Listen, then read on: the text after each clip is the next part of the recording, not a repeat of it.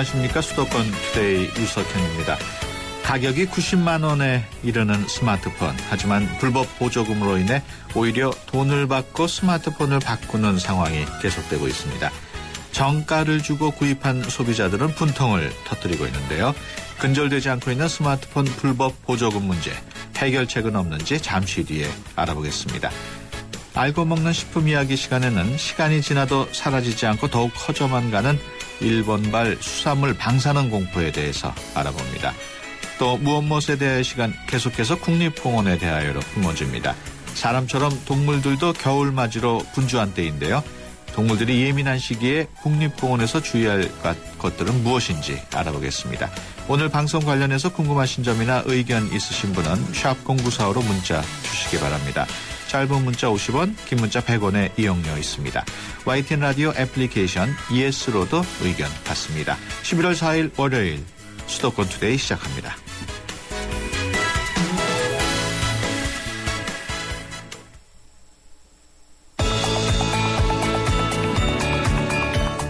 여러분은 지금 대한민국 유일의 수도권 전문 프로그램 YTN 수도권 투데이를 듣고 계십니다. 이 시간 진행은 베테랑 기자 유석현 앵커입니다. 투데이 이슈 점검 시간입니다. 휴대폰 보조금 문제가 다시 불거지고 있습니다. 출고 가격이 99만 4천 원이던 갤럭시 S3가 한때 17만 원에 팔려서 논란이 됐습니다마는 이번엔 출고 가격이 89만 9,800원인 갤럭시 S4가 한때 5만 원까지 떨어져서 많은 소비자들이 혼란스러워하고 있습니다. 보조금 규제 도대체 어떻게 되고 있는 건지 무소속의 강동원 의원 전화로 연결해서 자세히 알아보겠습니다. 안녕하십니까? 네, 안녕하십니까? 네, 이번에는 마이너스 폰까지 등장했다고 하는데 마이너스 폰이라는 게 어떤 개념입니까? 네, 말 그대로입니다. 지금 핸드폰을 공짜로 받는 것을 공짜폰이라고 하지 않습니까? 예. 그런데 이제 이 공짜폰에다가 오히려 돈을 받고 예. 전화를 이렇게 구입하는 이런 것을 이제 마이너스 폰이라고 하는데요. 예. 이제 사례를 보면 최근에 출시된 갤럭시 S4 LTE 모델 같은 경우가 예. 출고가가 이제 95만 5천 원이었는데요. 예. 보조금이 최대 105만 원까지 지급했어요. 그러니까 네. 한 10만 원 정도 웃돈을 받고 구매하게 되는 거죠. 그렇군요. 이런 것을 이제 마이너스 폰이라고 합니다. 지금 말씀하신 그런 과잉 보조금 어느 정도로 심각한 상황입니까? 이게 보통 심각한 게 아닙니다. 예. 특히 이제 최근에 들어서는 이제 주말에 게릴라성 이제 보조금 폭탄이 아주 그냥 상습적으로 이루어지고 있는데, 예. 출고가 100만 원에 가까운 고가 단말기들이 17만 원대, 심지어 공짜폰에다가 이제 마이너스 폰까지 이렇게 되고 있는데, 이것은 결국은 과잉 보조금 지급 이 자체가 예. 이 휴대폰 단말기를 구매한 소비자들을 우롱하는 처사죠. 예. 시장 질서 교란은 물론이고 또 이 예. 통사들의 그 마케팅 비용이 증가함으로 인해서 그 증가 비용은 결국 소비자에게 모두 전가되는 예. 아주 그 악순환이 지금 계속되고 있는데, 그냥 솔직히 말씀드리면 출시된 그 어느 특정 제품이 100만 원대라고 친다면 예. 처음 구입한 분들은 봉입니다. 예. 이 처음 구입한 분들은 아주 비싸게 값을 주고 구입하잖아요. 예. 그런데 이제 나중에 공짜폰이나 예를 들면 마이너스 폰 이분들은 그냥 사게 되는 건데 결국은 처음 산 분들이 비싼 값으로 사서 나중에 사는 분들 가격까지 다 물어주는 형태예요. 예, 그렇군요. 예. 그런 그 보조금을 지급하는 행위는 불법 아닙니까? 물론 이것은 지금 현재는 불법이라고는 볼 수는 없습니다. 왜냐하면 이 2000년도 6월부터 2008년 3월까지는 보조금을 지급을 안 했어요. 원칙적으로 네. 금지했었는데 네. 이 규제가 이제 풀리면서 2008년 3월부터 이제 보조금을 일부 허용했습니다. 그런데 네. 이 상한 금액을 현재 27만 원으로 이 방통위에서 책정을 했는데 예. 이 27만 원의 근거라는 것이 가입자 1인당 이 통사의 평균 예상 이익금이 27만 원 정도 될 것이다. 그래서 27만 원 이상 지급하게 되면은 평균 예상 이익을 초과하는 것이기 때문에 부당하다. 그래서 지금 27만 원으로 근거를 예. 세우는 거죠. 예. 그동안 그 영업 정지 또 과징금 처벌 상당한 것으로 알고 있는데 어떻습니까? 그렇습니다. 뭐 매년 이 방통위에서 단속을 해서 이 행정 지도를 하고 있는데 금년 예. 같은 경우 지난 7월 18일만 하더라도 보조금 과열 경쟁 이유로 SK텔레콤에 364억 6천만 원, 예. KT에 202억 4천만 원, LG U+에 102억 6천만 원 등 모두 669억 원에 달하는 과징금을 부과했거든요. 예. 네, 2010년도 이후에 지금 한 4년 가까이 되는데 무려 1,200억 원에 가까운 그 과징금을 부과했어요. 예. 그런데 이것도 따지고 보면 전부 업체가 부담한 것처럼 보이지만 사실은 예. 소비자의 부담이라고 저는 보는 거죠. 그렇군요. 예. 그 방통위의 그 처벌 너무 그 손방망이 수준이 아니냐 이런 의견도 있는데요.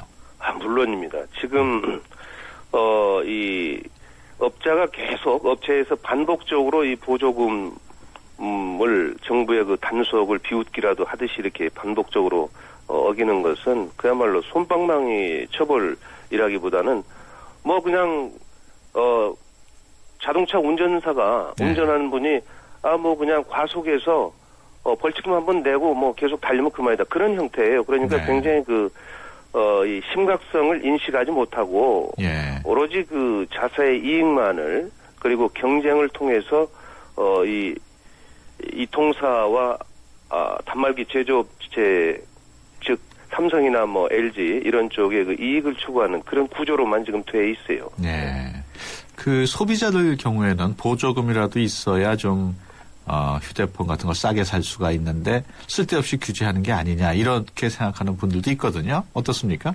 이제 물론 이제 그런 분들은 이 어느 정도 출시된 제품이 예. 시장에 진출을 해서 마지막 단계에서 이제 재고 처리하는 과정에서 구입하시는 분들 의견일 수 있지만 예. 근본적으로는 이게 시장의 유통 구조를 아주 어지럽히는 것입니다. 예. 그리고 회사에서는 이통사나 제조기 단말기 이 제조사에서는 일체 그 피해가 없어요. 그러니까 소비자의 돈을 비싸게 처음 받아가지고 나중에 구입한 분들을 보진해주는 형태이기 때문에 이건 소비자를 우롱하는 거죠. 그래서 네. 이런 부분에 대한 이해를 좀 더 많이 하셔야 됩니다. 예. 외국의 경우에는 휴대폰 보조금 같은 게 없겠죠?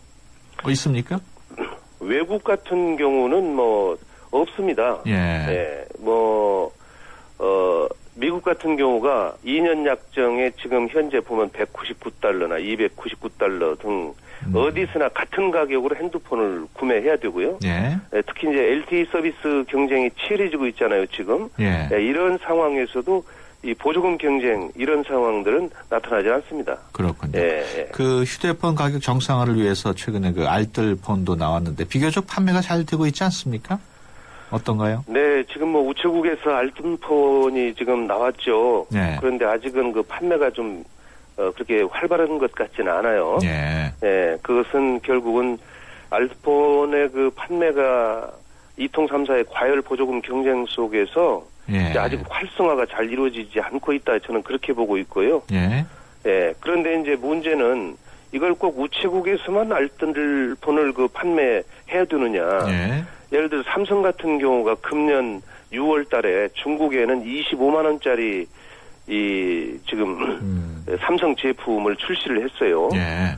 그리고 인도에서는 10월 달에 12만 원짜리 핸드폰을 출시해서 아주 인도나 중국에서는 선풍적인 그 서민들에게 선풍적인 인기를 모으고 있어요. 예. 근데 우리나라에는 국가 정책을 써서 우리 국민들에게는 비싼 휴대폰만 이렇게 출시를 하고 예. 저가품을 출시를 안 하고 있는 것도 저는 문제입니다. 그래서 이 그렇군요. 부분도 이번 국감 때 지적을 좀 했습니다만은 예. 예. 그렇다면 이 보조금 문제를 해결하기 위해서는 어떤 정책이 뒷받침돼야 할까요?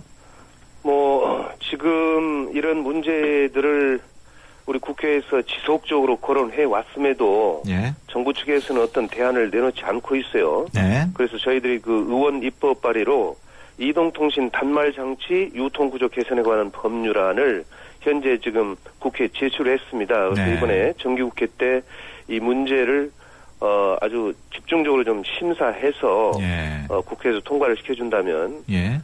내년 하반기부터는 이런 그 여러 가지 불합리한 유통 예. 구조 그리고 소비자들의 부담을 줄일 수 있는 그런 방향으로 가야 된다 이렇게 보고 있고 이 안에 대해서는 정부도 원칙적으로 찬성을 하고 있어요 현재. 네. 예. 알겠습니다. 네, 지금까지 강동원 의원이었습니다. 오늘 말씀 고맙습니다. 네, 감사합니다.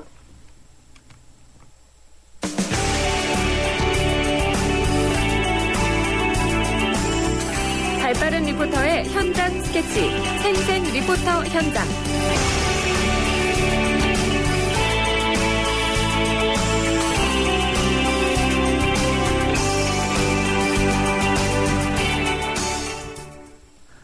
네, 수도권의 다양한 소식 전해드리는 시간입니다. 오늘은 진소정 리포터와 함께합니다. 날씨가 많이 추워졌죠? 네, 올해는 12월 중순부터 초겨울 날씨를 보일 거라고 하는데요. 이번 주 목요일이면 벌써 겨울의 시작인 입동이라고 합니다. 네. 겨울이 오기 전에 야외에서 즐길 수 있는 행사들이 많이 열리고 있었는데요.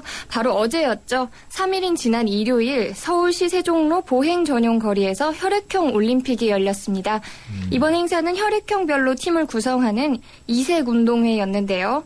물총 사격, 남녀 짝피구, 제기차기, 또 천여 명이 함께하는 줄다리기까지 광화문광장 한복판에서는 쉽게 볼 수 없는 풍경이 벌어졌습니다. 네. 제기차기 현장부터 만나보시죠.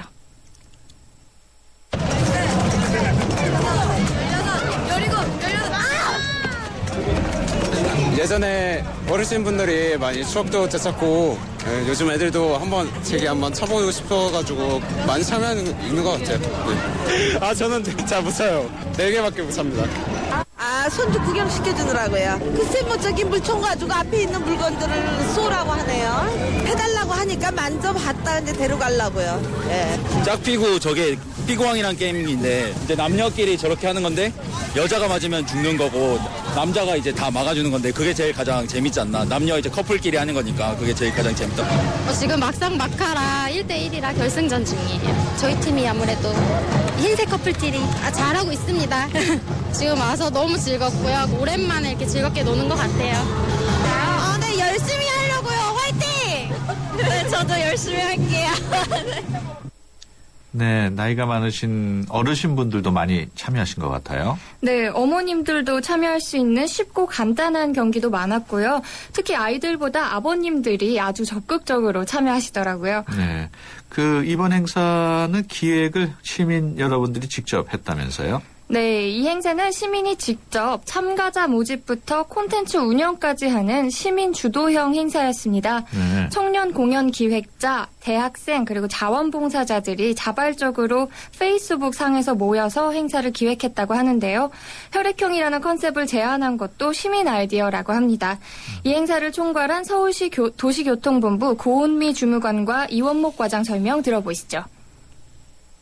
이 준비는 모두 자원봉사자들 분들이세요. 여기 지금 스텝으로 와 계신 분들이 그분들이 자발적으로 모여서 행사도 만들고 참가자도 모집하고 직접 이렇게 또 참가도 하고 이렇게 해서 스스로 만들어진 운동회 겸 페스티벌이죠.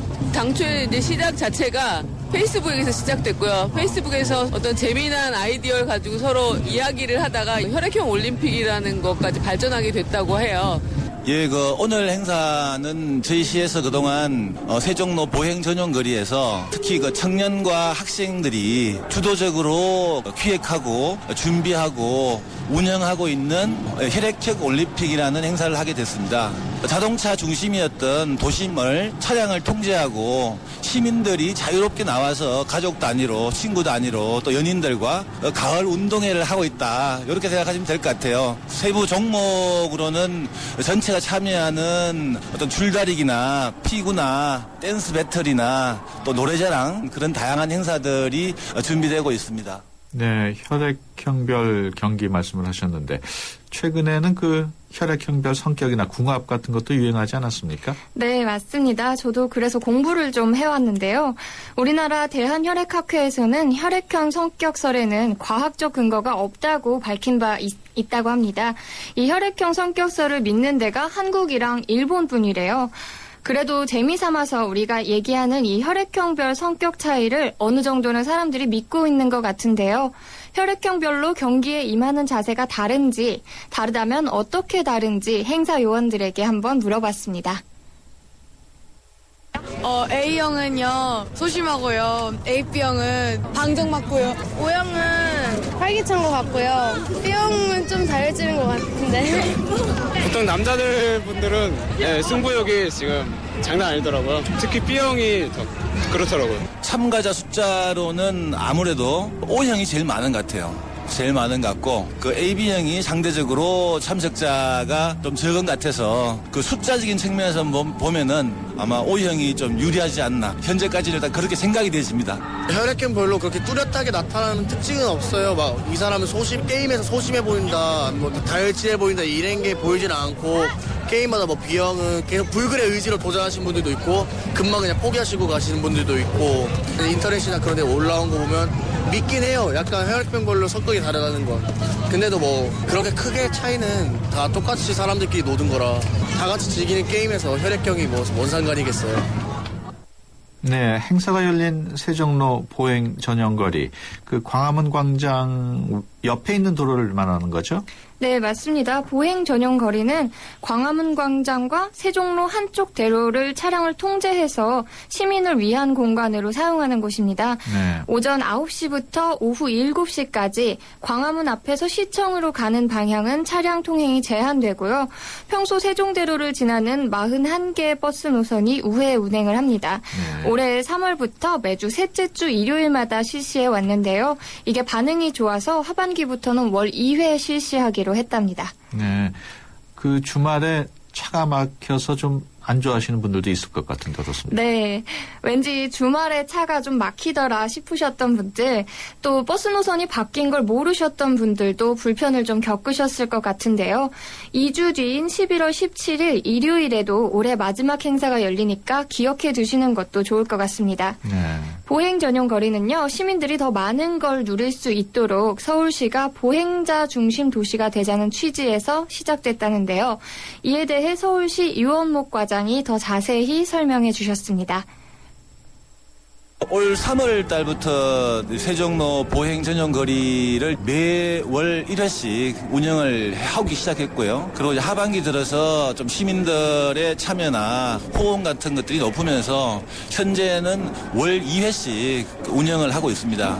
저희 서울시가 특히 이 도심이 기본적으로 차량 중심에서 사람 중심으로 많은 시민들이 편하게 나와서 걷기도 하고 어떤 행사 구경도 하고 또 어떤 참여도 하고 그런 도시로 서울도 나아가야 되는 것도 아니냐, 그런 취지에서 세종로를 일요일 날 차량을 통제하고 이제 이런 보행 전용 거리를 운영을 하게 된 거고요. 그래서 앞으로도 이 세종로 보행 전용 거리가 보행 친화도시 서울을 만들어 나가는 그런 계기로 삼으려고 하고 있습니다. 이제까지는 재활용 장터를 고정적으로 월 1회씩 하고 또 농부의 시장이라 해서 농산물 직거래 장터 그런 것들을 그동안은 많이 운영을 해왔고요.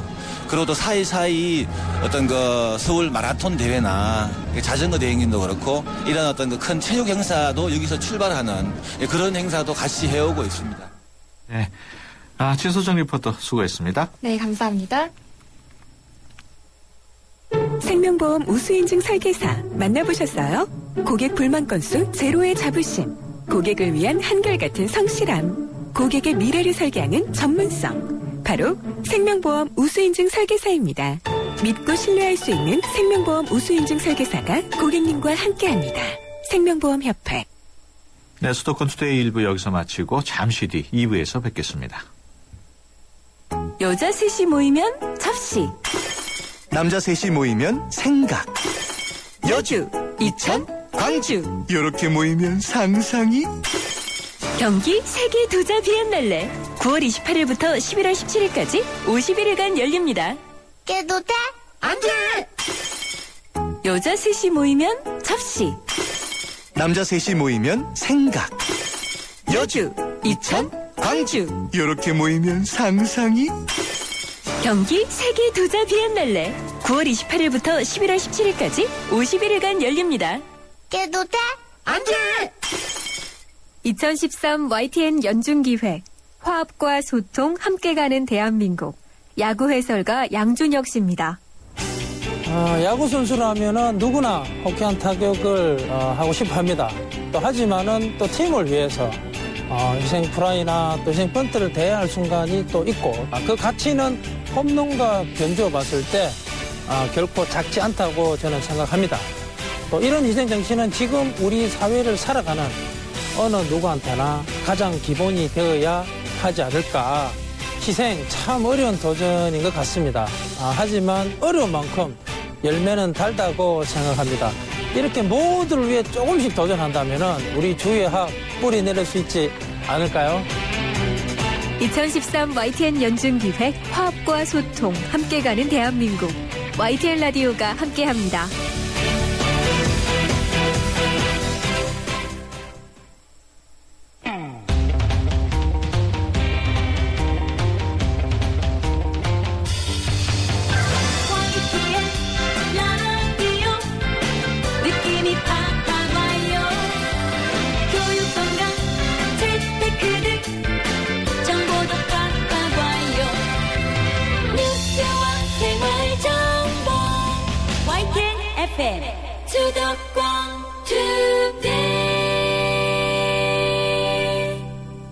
수도권 투데이 2부 시작합니다. 일본에서 시작된 방사능 수산물 공포 계속 이어지고 있는데요. 잠시 뒤 알고 먹는 식품 이야기 시간에는 현재 방사능 누출 수준 어느 정도이고 또 얼마나 조심하면 되는지 자세히 알아보겠습니다. 또 무엇에 대하여 오늘도 국립공원에 대하여로 꾸며지겠습니다. 겨울맞이로 분주한 야생동물들을 건드리면 사고로 이어지는 계절인데요. 이럴 때 어떤 걸 조심해야 하는지 잠시 뒤에 알아봅니다. 방송 관련해서 의견 주실 분들은 샵 0945번으로 문자 주시거나 02-771국에 0945번으로 전화 주시면 됩니다. 짧은 문자 50원, 긴 문자 100원의 정보 이용료 있고요. YTN 라디오 애플리케이션 ES로도 의견 받습니다. 수도권 투데이 2부 뉴스 브리핑으로 시작합니다. 이윤지 아나운서 전해주세요. 네, 수도권 뉴스 브리핑입니다. 대학교 식당 밥값 인상에 항의하는 학생들에게 식당을 운영하는 대기업이 선착순으로 바나나를 주겠다고 해서 반발이 확산되고 있습니다. 숭명여대 총학생회는 학내 식당업체인 신세계푸드가 2학기 개강을 앞둔 지난 8월 2,000원에서 3,000원이던 밥값을 각각 200원씩 올렸다고 밝혔습니다. 총학생회 측은 신세계푸드가 올해 초 식당 메뉴 가격 인상에 대해 학생회와 협의하겠다고 약속했지만 일방적으로 인상안을 통보했다고 주장했습니다. 서울시는 연말까지 청약, 철회 등 전자상거래 소비자보호법을 지키지 않는 인터넷 쇼핑몰 등을 정리하겠다고 밝혔습니다. 등록된 사업자 정보와 쇼핑몰에 기재한 사업자 정보가 일치하지 않는 업체나 운영 중단 업체, 소비자 보호 조치가 미흡한 업체가 정비 대상입니다. 시 조사 결과 영업 중인 35,043개 업체 중 등록 사업자와 실제 사업자가 다른 경우는 31.2%였습니다.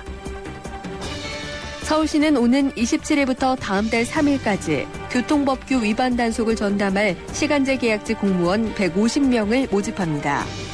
격일제로 하루 8시간 내외 근무하며 총 근무 기간은 5년으로 근무 성과에 따라 1년 단위로 연장할 수 있습니다.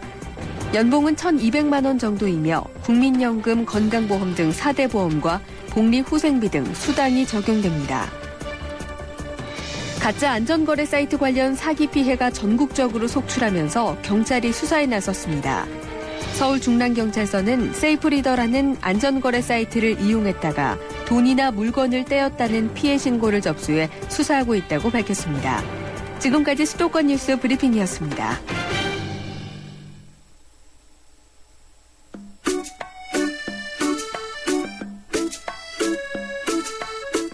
알고 먹어야 보약. 알고 먹는 식품 이야기.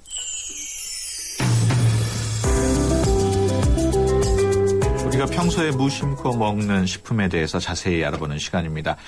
일본 후쿠시마 원전 사고가 발생한 지 벌써 2년이 지났습니다만 방사능 공포가 계속되고 있습니다. 오염수가 계속 방출되면서 수산물에 대한 우려가 높아지고 있는데 오염도가 과연 어느 정도인지 또 어느 정도 위험한지 자세히 알아봅니다. 박태균 중앙일보 식품의학 전문기자 전화로 연결돼 있습니다. 안녕하십니까? 네, 안녕하십니까? 예, 최근 들어서 수산물에 대한 소비자의 불안 계속 높아지고 있어요. 네, 그러네요. 지금 사실은 엄밀히 얘기하면 전편이라고 할 수 있는 2년 전 사건이 굉장히 스케일이 컸지 않습니까? 네. 그것보다 스케일이 떨어지는 속편에 정말 훨씬 많은 관객이 몰려든 셈이라고 볼 수가 있는데요. 네. 처음 원전 사건이 터졌을 때는 수산물보다는 오히려 농산물의 방사능 오염에 대해서 많은 걱정이 있었습니다. 네. 그 바람을 타고 이제 방사성 물질이 한반도로 실려올까 이게 이제 두려워했던 건데요. 네. 하지만 이런 공포는 금세 한 1, 2주 만에 이제 되게 잦아들었다고 볼 수가 있는데요. 근데 최근에 이제 수산물 공포는 그 언론에 잇따라 보도된 후쿠시마 오염수 누출 사건이 불안 심리에 기름을 부은 것으로 그렇게 여겨지는데요. 네. 여기다가 그다음 막연한 이제 방사능에 대한 공포심, 그다음에 원자력에 대한 불신, 악화된 대일 감정, 또 그 기형 같은 동식물 사진 유포 같은 SNS를 통한 야담이 괴담이 작용했을 것으로 지적이 됩니다. 네.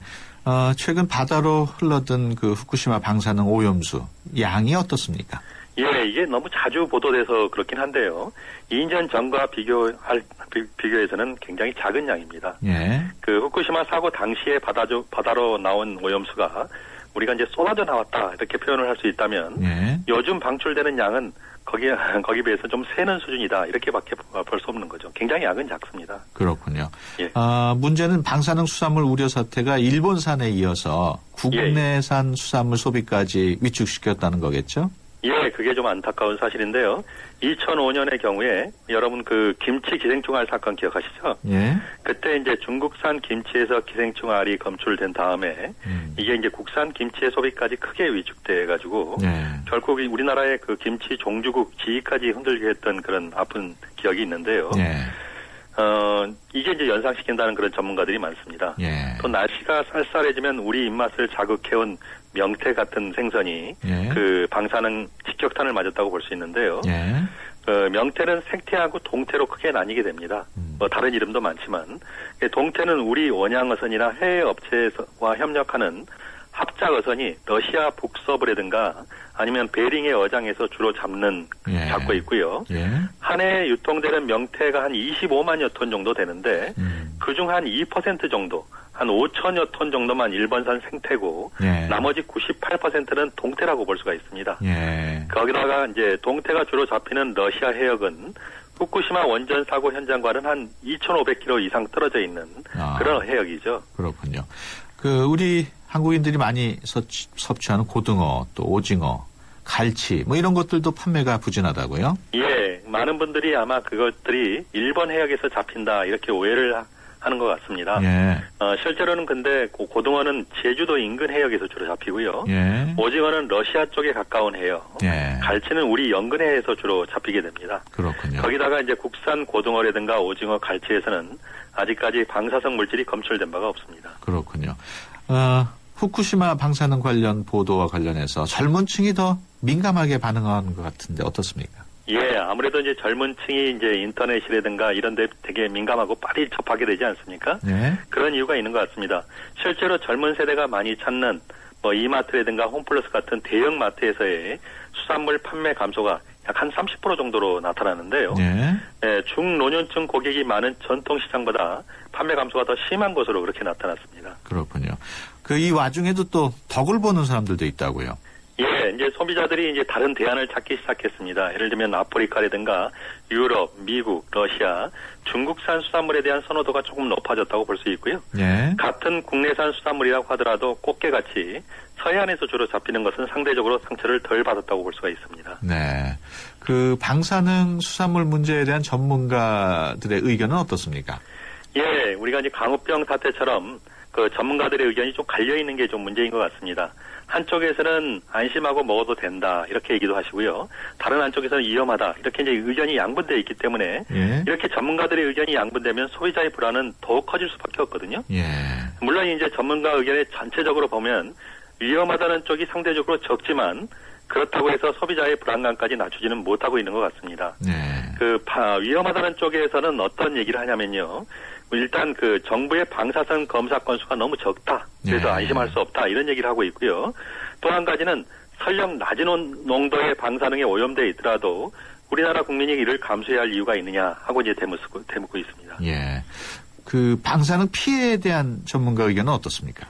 예, 건강을 위해서라도 수산물 섭취를 마냥 외면할 수 없으며 특히 애꿎은 국산 수산물과 수산업자까지 피해를 보고 있다. 이런 부분을 지적을 하고 있는데요. 예. 사실 수산물은 채소, 과일과 함께 아주 웰빙 식품으로 알려져 있죠. 예. 그래서 방사능 걱정 때문에 수산물 섭취가 꺼림칙하다면 그게 정말 이익인지 아니면 오히려 손해인지 한번 잘 따져봐야 할 필요가 있을 것 같고요. 예. 그리고 이제 방사능이라든가 방사선 또는 그런 단위 그런 의미를 잘 알아야 될 것 같습니다. 네, 그렇군요. 지금까지 중앙일보 박태균 기자와 함께했습니다. 오늘 말씀 고맙습니다. 네, 고맙습니다.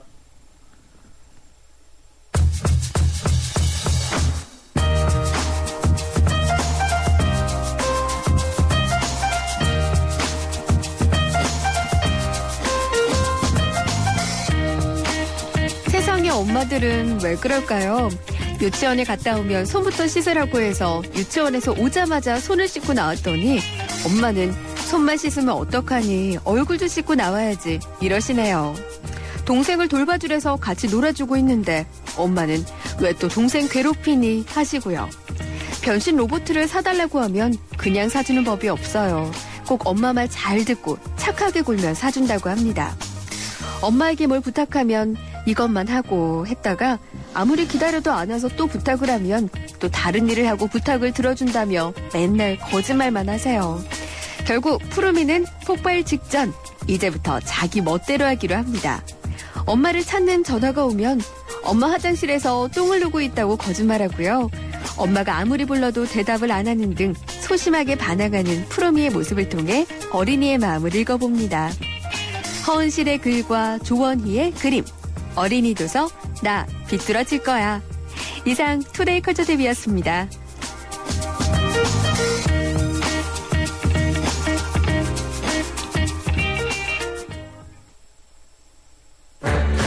하하, 이것이 궁금하세요? 무엇에 대하여에서 여러분의 궁금증을 풀어드립니다.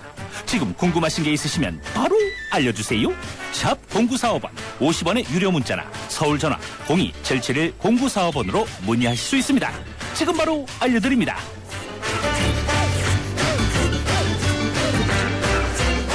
네, 여러분이 하신 건 모든 것들을 해결하는 무엇에 대하여 시간입니다. 이제 11월인데요. 겨울맞이 준비로 바쁜 야생동물들이 한창 예민할 때입니다. 국립공원에서 우리가 조심해야 할 것은 없는지 국립공원 관리공단 홍보실 한혁 과장과 함께 이야기 나눠보겠습니다. 안녕하십니까? 네, 안녕하십니까. 국립공원 관리공단 홍보실의 한혁입니다. 반갑습니다. 네, 지난주에는 주황산을 주말에 다녀오셨다고 그랬었는데 네. 이번 주 주말에는 어디 안 다녀오셨습니까? 네, 이번 주 주말에는 저희 아들하고 치악산 국립공원에 등반 대회를 갔다 왔습니다. 예. 네. 아들이 몇 학년인가요? 이제 7살입니다. 7살이 치악산 등반하기에는 좀 무리 아닌가요? 예, 보니까 그렇게 높이 올라가지 않고요. 예. 치악산 구룡사 입구까지 여러 가지 게임들을 하면서 미션을 이렇게 수행하면서 이제 가는 거였습니다. 네. 예. 단풍은 어떻던가요? 단풍은 지금 최절정기는 약간 지난 듯한데요. 아직도 밑에 아주 예쁘게 많이 남아 있었습니다. 그렇군요. 네. 예전에는 산에 오르시는 분들 대부분이 야호하고 이렇게 소리를 지르는 분들이 많았는데 요즘은 이런 분들을 좀 찾아보기가 힘들다고요? 네, 요즘 자연에 대한 보호의식이 많이 선진화되고 높아지면서요. 야호하는 행위가 많이 줄었습니다. 네. 지난번에 잠깐 언급해 드렸습니다만 산에서 야호하고 소리를 지르게 되면 그걸로 끝나는 게 아니고 메아리가 치기 때문에 그 소리가 우리가 생각하는 것보다 훨씬 더 멀리 나가게 됩니다.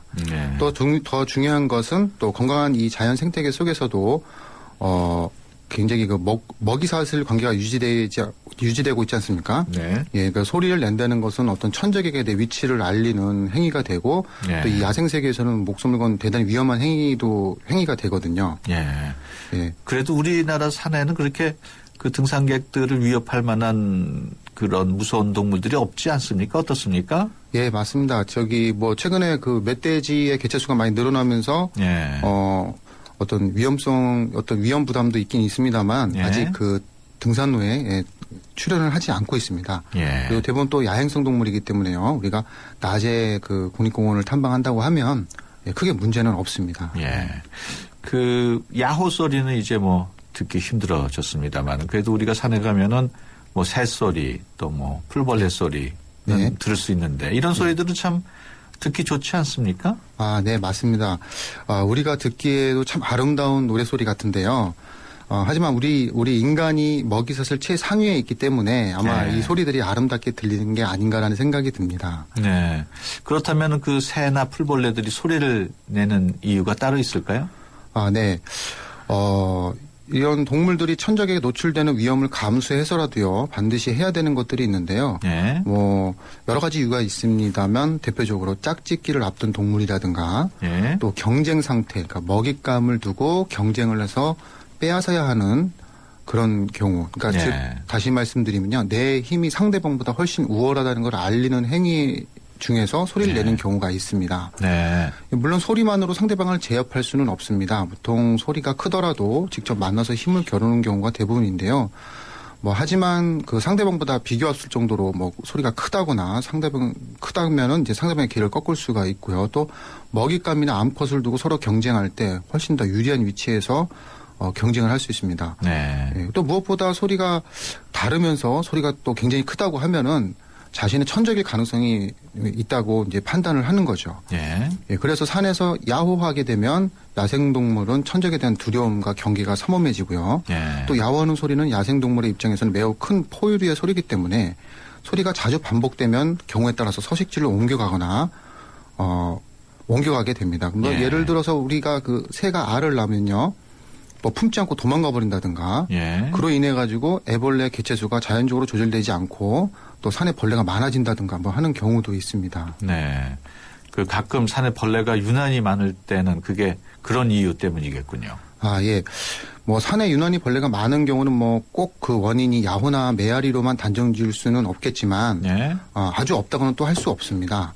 또 아주 복잡하게 얽히고 설킨 자연의 생태계가 한 가지 이유만으로 변화하지는 않고요. 예. 또 여러 가지 원인들이 복합적으로 작용해서 변화하거나 황폐되는데 정도의 차이나 또 장소나 계절의 차이는 있습니다만 예. 야호 소리도 원인 중에 하나라고 말씀드릴 수 있겠습니다. 그렇군요. 여기서 우리 잠깐 투데이 컬처 팁 듣고 오겠습니다.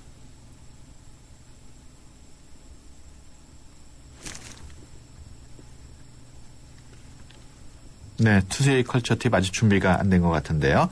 아까 들어 나갔군요. 제가 지금 실수를 했습니다. 겨울잠을 준비하면서 예민해진 산 짐승도 많을 것 같은데 우리 스스로를 위해서 조심해야 하는 것 어떤 것들이 있을까요? 네, 우리 먹이가 거의 없는 겨울철 대비해서 이제 가을철에 먹이 활동이 굉장히 활발해지지 않습니까? 네. 또 겨울철에는 에너지 공급을 할 수 없기 때문에 이 야생 동물들도 거의 대부분 또 동면에 들어가는 경우가 대부분입니다. 네. 또 그런 야생 동식물들에게 우리가 할 수 있는 작은 실천들이 있는데요. 네. 우선 야생의 열매들을 야생 동물들을 위해서 남겨두는 게 좋겠습니다. 네. 우리들이 먹는 각종 영양식 중에서도 열매 같은 것들이 있지 않습니까? 예. 이런 것들이 거의 대부분 재배가 되는 것들이거든요. 예. 또 밤이나 잣 이런 것도 마찬가지로 다 재배가 되고 있고요. 예. 그래서 자연 속에 있는 도토리나 밤, 잣 같은 경우는 추운 겨울을 나기 위한 동물들의 소중한 양식이니까 남겨두시는 게 좋을 것 같고요. 예. 보통 또 양식이 부족해지면 또 먹을 것을 찾아서 또 이렇게 민가로 내려온다거나 도시로 내려와서 문제가 되기도 하지 않습니까? 예. 그래서 야생 동물을 위해서 남겨두는 게 좋겠고요. 네. 또 정해진 탐방로만을 이용하는 게 좋습니다. 보통 길이 아닌 곳을 가게 되면 위험한 곳도 있지만 우리 야생 동식물들은 서식지가 파괴되고 네. 또 멸종까지는 아닙니다만 그 인근 지역의 종이 사라지는 매우 위험한 상황이 전개되기도 합니다. 예. 그래서 그런 야호하는 소리도 이제 삼가하면 좋고요. 예. 또 야생 동물에게 먹이를 주는 행위도 좋지 못한 행동입니다. 우리가 그 동물의 야행성을 잃어버리는 또 야생 동물의 생존 능력을 저하시키는 행위거든요. 예. 또 한쪽으로는 야생 동물을 먹이를 다 가져가면서도 또 한쪽으로는 야생 동물 먹이를 주는 그런 행사를 하고 있고요. 예. 이거 좀 다시 말씀드리면 좀 야생 동물이 먹어야 할 밤, 잣, 도토리들은 우리 인간이 지금 먹고 있고요. 예. 인간이 먹어야 할 김밥, 초콜릿들을 지금 야생 동물이 먹고 있는 그런 형상입니다. 그렇군요. 예, 그래가지고 야생동물에 먹이 주는 행위는 건강한 잔생태계 위해서는 결코 좋지 못한 행동이라고 할 수 있겠습니다. 네. 제가 도토리에 대한 재미있는 이야기 하나 말씀드리겠습니다. 예. 혹시 다람쥐가 즐겨 먹는 열매가 뭔지 혹시 아십니까? 다람쥐, 도토리 아닌가요? 예. 뭐 틀린 답은 아닙니다. 예. 혹시 도토리를 생으로 드셔보셨나요? 이렇게 맛이 그렇게 좋은 것 같지는 않았어요. 네, 맞습니다. 그 맛이 없는 도토리는 다람쥐가 먹어도 맛이 없습니다. 예. 그렇다면 다람쥐가 즐겨 먹고 좋아하는 것은 무엇일까요? 잘 익은 밥과 잣입니다. 예. 그런데 우리 인간이 밥과 잣을 다 가져가니까 살기 위해서 어쩔 수 없이 선택한 것이 도토리인 겁니다. 네. 예. 우리가 먹는 거, 우리가 좋아하는 거는 다람쥐도 좋아한다는 그런 말씀이군요. 예.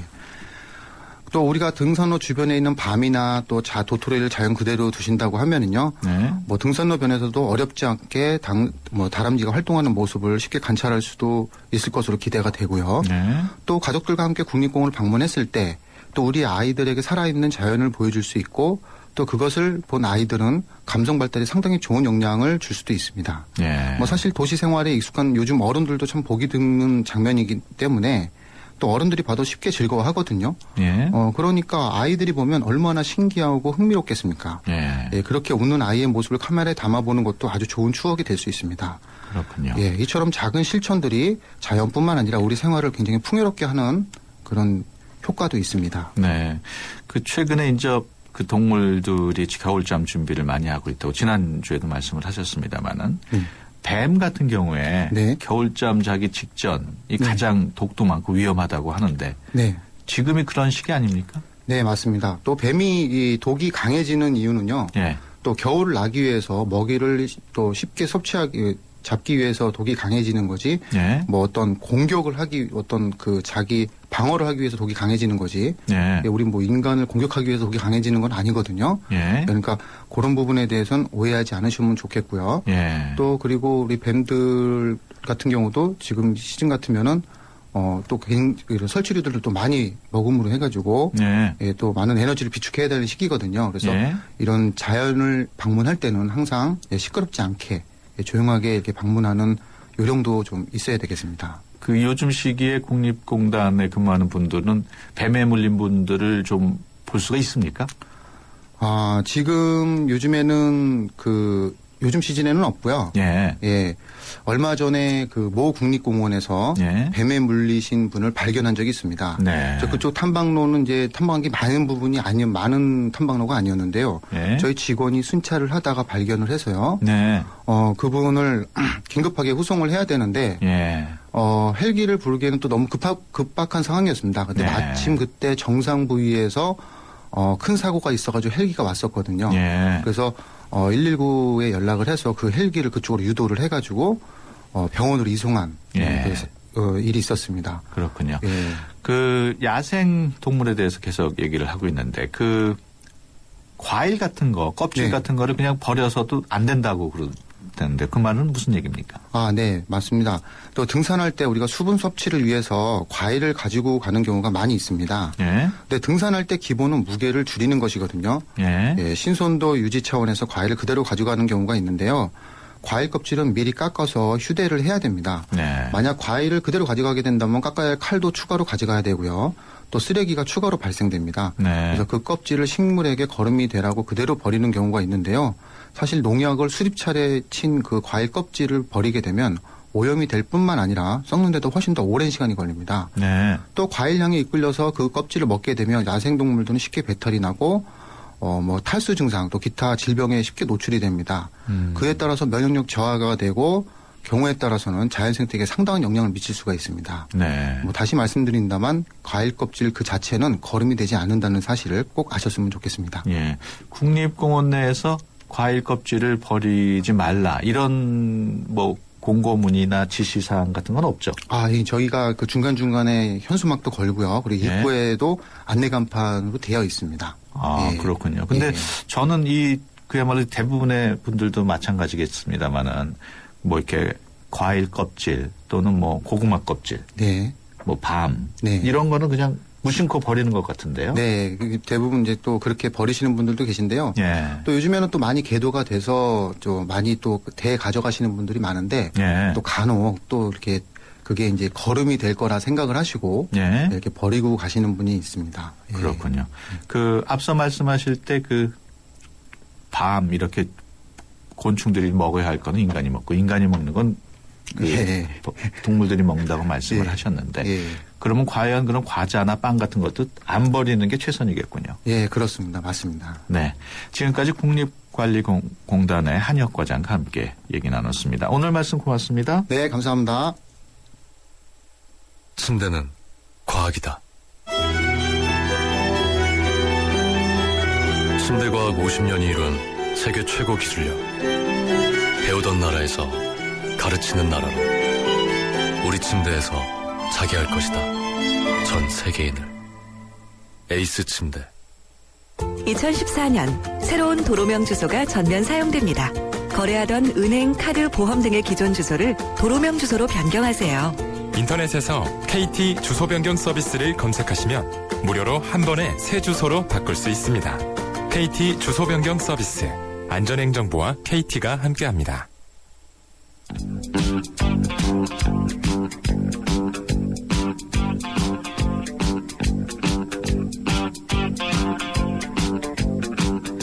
네, 오늘 산울림의 산할아버지 음악 들으면서 클로징 하겠습니다. 수도권 투데이 오늘 순서 여기서 마치고요.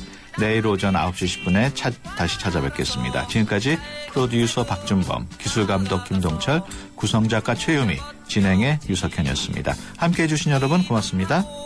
물벼락 내리시네 천둥처럼 고함을 치시네 너무 놀라 뒤로 자빠졌네 하하하하 웃으시네 웃음소리에 고개 들어보니 구름 모자 어디로 갔나요